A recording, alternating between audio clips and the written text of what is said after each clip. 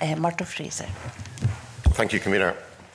I have a number of questions, if I may, Mr Salmond, about the judicial review. And the reason that is very relevant to the work of this committee is it is the loss of public funds, not least in paying your own legal costs, that were a substantial driver for this committee inquiry being established. And the misuse of public funds clearly is a very serious matter. We know that the award of expenses that was made to you, conceded by the Scottish Government, was at the highest level possible. Only made, in the words of Lord Hodge, where the defence has been conducted either unreasonably or incompetently, which would suggest in itself, given that was conceded by the Scottish Government, they accept there were substantial flaws in the way that they conducted the case. You've also referred to the fact that we as a committee have asked on numerous occasions for sight of the Scottish Government's legal advice. That's not been granted to us. Twice I've managed to persuade the Scottish Parliament to vote for motions in my name that legal advice be produced, but the Scottish Government has resisted those demands. So we are in the dark to an extent as to what exactly was the Scottish Government's legal position and the arguments they put forward. But I'd like to try and explore with you your own legal position. You say in your evidence that when you became aware in March 2018 that a complaints process was being implemented against you, at that point you took legal advice, and the legal advice you took said that the process was defective in a number of ways. Now, I'm a lawyer myself, Mr Salmond, and you'll know many lawyers too. Legal advice usually, or very, very seldom, comes in an unequivocal fashion. It's usually some shade of grey. It's not black or white. So how would you characterise the legal opinion you received in terms of the strength of the argument? Well, I'm not a lawyer, and I've got some experience in terms of ministerial office of receiving legal advice from that, but I have very limited experience as a private citizen. But I do know that all legal advice, in terms of counsel advice, will come on the balance of probability, or some phrase like that.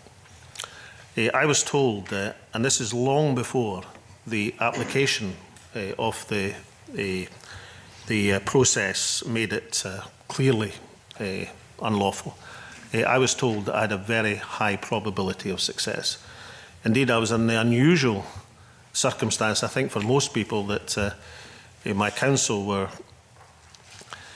suggesting that decisions should be made to take legal action. And I was reluctant, not for any legal reasons. I was reluctant because I was the former First Minister of Scotland, about to sue the current government of Scotland, with all the political implications that would have, regardless of how it turned out. And I was in a position of drawing. I mean, anybody else, I believe, who were in these circumstances and getting the legal advice I would have got, would have gone to the judicial review much earlier in the process, given the, on the balance of probability, high probability of success, and that is before the questions of the application of the procedure came to prominence in October, late October and early November 2018. I'll come on to that point in a second, but just so we're clear about this, again, according to your written evidence, you shared your legal opinion with the First Minister initially and then with the Permanent Secretary. Did you ever receive a substantial argued response to that legal position you put forward? Yeah, I mean, I should say in fairness, at the meeting in July, that I gave what was a draft petition for judicial review to the First Minister, who didn't want to read it full. She glanced at it, but handed it back to me. But you know, I did that on the basis to indicate that the legal advice was strong, and you know, given that it was coming from Ronnie Clancy QC and Duncan Hamilton, who is well known were my advocates, and then that's probably not surprising. They're highly esteemed in the profession. But we also sent substantially. I mean, the letter of the 5th of June 2018 sets out the various grounds to the Permanent Secretary. What we got back, and you've got the correspondence, so you can judge for yourself as a committee, wasn't arguments saying, no, you're wrong in that point because we've had advice to the contrary, or any detail or any argument. But what we got back was, we are satisfied that the process is lawful, full stop. Now, that may be a a tactic that's used in litigation between private citizens, but we're talking here about a government who are fully conscious that, you know, I as a former First Minister, are seriously contemplating a major civil action. And therefore, we would have expected to get a substantive reply telling us where we're wrong. You know, perhaps they're going to say, well, we're about to legislate for this anyway, or do something, you know, remotely legal. But no, all we got was letters from the Permanent Secretary saying, this process is fair, basically because I say it's fair. And at that stage, you know, there was a very, very firm view in my council that we should go ahead. But again, I was reluctant, and therefore we offered legal arbitration. You know, there was a method, as I saw it, for settling these legal arguments, nothing to do with the substance of the complaints, but just settling the legal parameters with, you know, a retired judge, or even, you know, I introduced the Arbitration Act. I know how it works. I mean, it's to do it quickly in private, so there's no breach of confidentiality for any party. Sets out the legal position, and then we could go forward. And I made it quite clear, if the policy was found to be legal, then I would submit to the policy. But that was rejected as well. You asked about cost. My total legal bill for everything, advice, it was £591,689.73.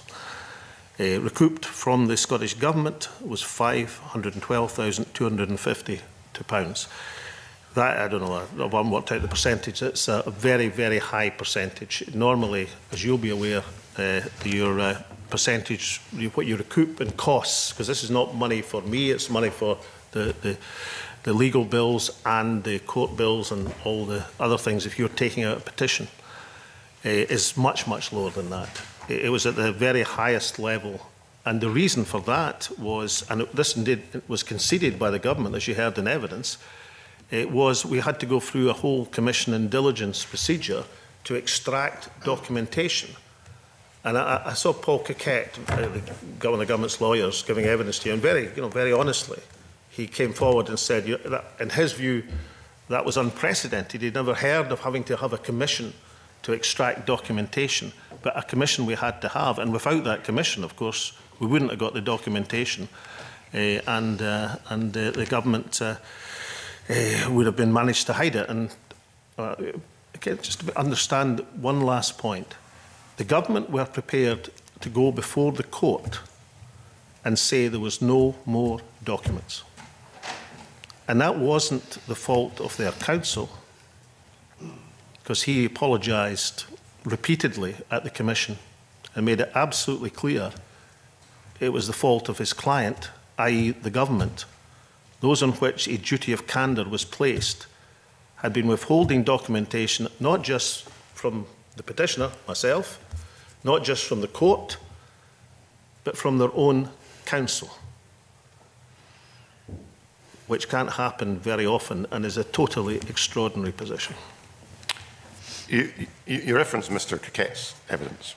When we took evidence from us, he indicated, I think it was on the 31st of October 2018, that it was established there had been prior contact, which he said, in his words, everyone who was involved realised that it was a potentially significant issue. That's what he told us. When did your team become aware of that?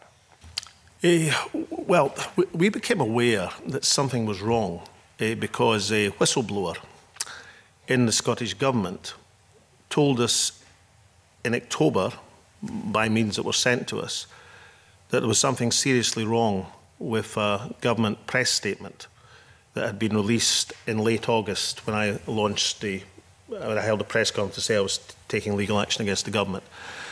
And that press statement, and I know you've got it because it's come up on the record, that press statement said this was they published for the first time the policy and said this policy approved in December 2017 and published at that time on the Scottish Government intranet. Now that press statement very recently, just a couple of months ago, was revised because of course it wasn't published at the time. It was published in February. Why is February important, 2018? Because that was after the complaints came in. So obviously, when we got that information, there was a question. How can complaints come in under a policy which wasn't publicised internally to Scottish Government employees until February? How can complaints come in January? That obviously doesn't make sense. And it was for that reason that we started to ask questions about the contact between various people in the civil service and the complainants prior to the formal complaints came in. And remarkably, and it's been done very often, so it's obviously something that the Permanent Secretary thinks is a strong point. You know, she has said on various occasions the reasons that the petition was conceded weren't in the original petition. Well, obviously they weren't in the original petition because it wasn't known about, and it wasn't known about because the government, totally contrary to any duty of candour, chose not to tell us. And that, of course, as I've just mentioned, was about the Permanent Secretary, about the investigating officer's prior involvement. The first I learned about the Permanent Secretary's prior involvement was just before Christmas, when documents were obtained by this committee. That is remarkable, unprecedented, and of course, in terms of the award of costs, as you can imagine, I mean, I can't speak for the court, but I don't think the court was. The court, I think, could understand why the award of costs was agreed on an exemplary and punitive scale because of the conduct of the case by the government, of which, and let me repeat, their counsel were totally innocent. Indeed, as this committee knows, both counsel of the government, and I think it was the thing that eventually forced the concession, both counsel to the Scottish Government said they would resign from the case unless it was conceded because it had become unstateable. Not likely to lose, not with a high probability of failure. The government's case had been unstateable. And it was only when the government received that ultimatum from their own counsel, who I can imagine were not best pleased by not having the documentation given to them, that they finally collapsed and conceded the case. Well, we have put that specific point to the Lord Advocate, as you know, but he pleads legal privilege and declines to respond to that particular point as to whether counsel offered to resign. But just to continue this issue of the emergence of documents, clearly at the end of October the Scottish Government became aware there was a problem, but even then was it still the case that they were not assisting your own legal team, and is that what led to the Commission and Diligence having to proceed? Yes, as we began to get documentation in answer to our questions, and as I now know but didn't know then, because the counsel to the government had told the government lawyers in early November about duty of candour and disclosure and the importance of it. That's in your documents. And then, of course, when we went to a preliminary hearing, Lord Pentland didn't grant a commission at that stage in November, but issued a reminder to the government as a public authority they had a duty of disclosure.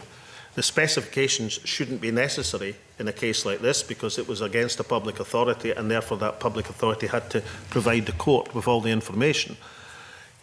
We then found that although more documents were provided, it was quite clear there were documents missing. You've got documents and a gap and then another document. And so in that case we went back to the court, and I think, and the date you'd have to check, I think December the 13th, 2018, and asked for the commission, and this time it was granted. As Paul Coquette said in evidence, he'd never experienced a precedent like it. The reason it was granted was these exceptional circumstances where it was clear to everyone that there were missing documents, the information was missing. We went into the Commission of Diligence, and I actually brought some of the papers along with me, because the government didn't want us to give them to this committee. We went into the Commission of Diligence, and counsel for the government apologised profusely on repeated occasions for the position he was in, i.e. documents were literally coming in as the commission was ongoing in batches, each document being more incriminating in the sense of strengthening our case and weakening the government's case, was actually happening in live time as the commission was going on just before Christmas in 2018. and that settled it. And by then, of course, my legal team, I think they removed the bit about the balance of probability. They just said, look, this is only a matter of time now. They have to concede, or we'll certainly win when it comes to court in January, given what was being revealed in the documents. Because what the documents showed, and I don't want to get too technical legally because I'm not qualified for a start, but the documents showed that, and the Lord Advocate conceded this, that the government's own pleadings to the court were wrong, were inaccurate, misleading. Their own pleadings, this is the Scottish Government's pleadings to the Court of Session, were misleading. Now, I can't put myself in the shoes of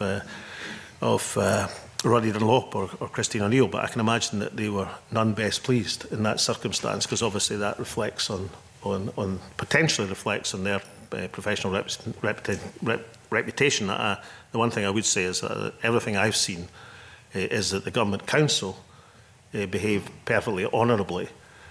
And I think, although the Lord Advocate refused to confirm it on numerous occasions, I think you'll find information that both councils said they would resign the case in Sarah Davidson's report. I don't know how much of it you've actually seen under redaction, but it's certainly there. And I assume that the committee have been given that information. I am, as I said, not legally qualified, but I know a wee bit about Scots law. It's not unprecedented for council to resign from a case because they can't continue it because of their professional obligations. I think it must be unprecedented for it to happen when you're representing the government, and to have to threaten to do it, or to say you're going to do it, let's put it in more even language, in order for the government to face reality. That is an unprecedented, extraordinary position. Final question for me on this, because I know others will want to come in. I mean, what you've outlined, and indeed not just what you've outlined, but what the committee has discovered, is an extraordinary catalogue of failures in the handling of a legal case by the Scottish Government. And indeed, witnesses from the Scottish Government had effectively conceded that to us in the course of the inquiry. You've been First Minister of Scotland. If this happened under your watch, who would you hold responsible? Well, principally the government's principal legal advisor, who I would have expected to be guiding the case. If we're talking about the specifics of this case, then I can only believe that there's something. I mean, James Wolfe is an eminent lawyer. I can only believe that there was other. It can't just be legal considerations. I mean, nobody continues a case that they're going to lose. As the Lord Advocate sort of said, you know, it'd be quite interesting to find out the result. I mean, you know, this is not an academic matter. This is not some interesting case that will inform people for years to come. This is people's lives we're talking about here. The complainants, myself, other people involved. You don't have some legal debate in order to find that out, because, and of course, as you rightly mentioned, there's the cost to the public purse, because all that delay, certainly from October, and I believe from before that, incidentally, you know, the decision not to accept arbitration when they must have known how weak the case was, the decision not to follow external counsel advice in October when they knew probably on the balance of probability they were going to lose, the decision to continue on, all that runs up the clock. You know, these extraordinary bills are run up. You know, the 512,250 paid for my legal fees, the 100,000, 30,000 or some paid direct to their counsel, and the huge bill for internal occupation, civil service and legal time.